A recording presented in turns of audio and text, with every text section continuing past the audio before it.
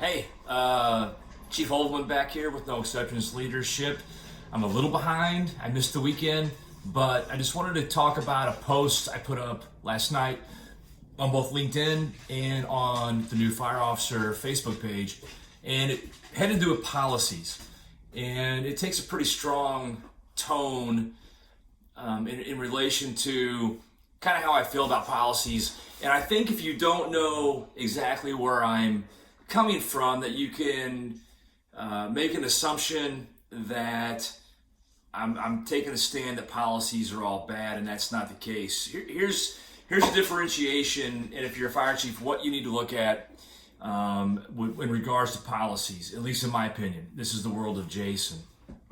Is that first off, you need to look at policies as what you're trying to accomplish versus punishment, number one. So when you take a look at policies, here's the differentiation. So let's just say you've got a policy that says you have to be, let's say you've got to be out of the bunk in the morning at shift relief or during your 48-hour shift by a certain time. Not a horrible policy, there's a reason for it, I'm sure, but do you allow your company officers to deviate from that policy if your ambulance crew or your truck company or your engine company's been up all night?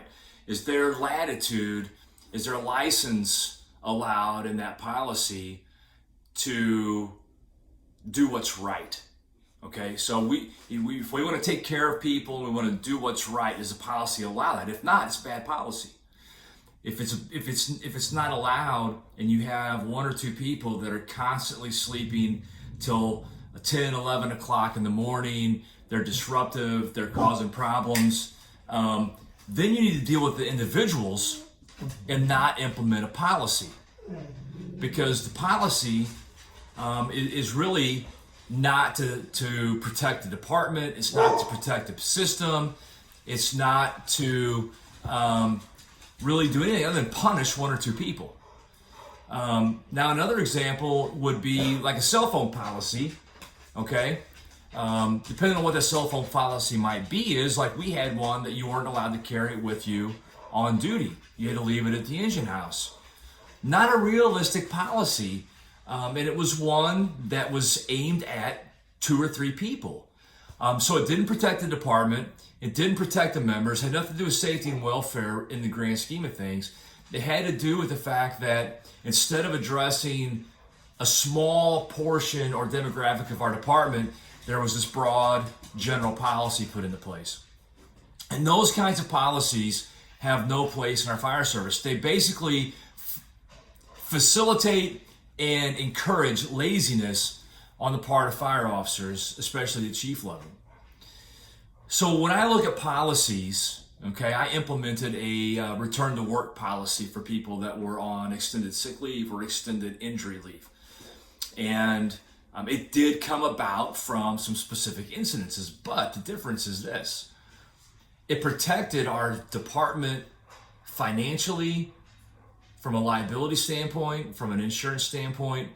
There were a lot of components that went into why that policy was adopted, to protect the members, to protect the people that they work with, and to protect the district overall. So that policy was not, even though there were some small instances of where it came from, the overall reason for the policy is much broad in general, in that it protects the district in many ways. I can't get into details. It protects the person that is coming back to work off of those extended leaves, and it protects the members that they work with. Without going into great detail. So when I look at policies, when you devise and you create policy, here's what you want to look at. Does it protect health and welfare? So at our place, safety vest policy, right? I know people have different views, but when you're on the highway, reflection, having a presence that can be seen, policy that is about the health and welfare of our members. The return to work really is about the health and welfare of our members and to protect the district's financial security. And so when you're looking at these policies, think about why they're there. What are their purpose? Who are they protecting? What system is it protecting? Does it protect the mission of your organization? Then it's probably not a bad policy. But if it's punitive, if it's designed just to punish people, if it's designed just to hold control, if it's designed to prevent an officer from being able to think critically and basically not worry about precedent, because that's a whole nother discussion, then it's probably a bad policy. You need to deal with those individual situations as they come about, versus creating something on paper that takes away some of those ambiguous or gray area situations that we work in probably 90% of the time in the fire service. So that's my take on policies. There's time that we need them. They should be protecting the health and welfare of your people. It should be protecting the health and welfare of your citizens, and it should be protecting the health and welfare of your organization. Those are good policies.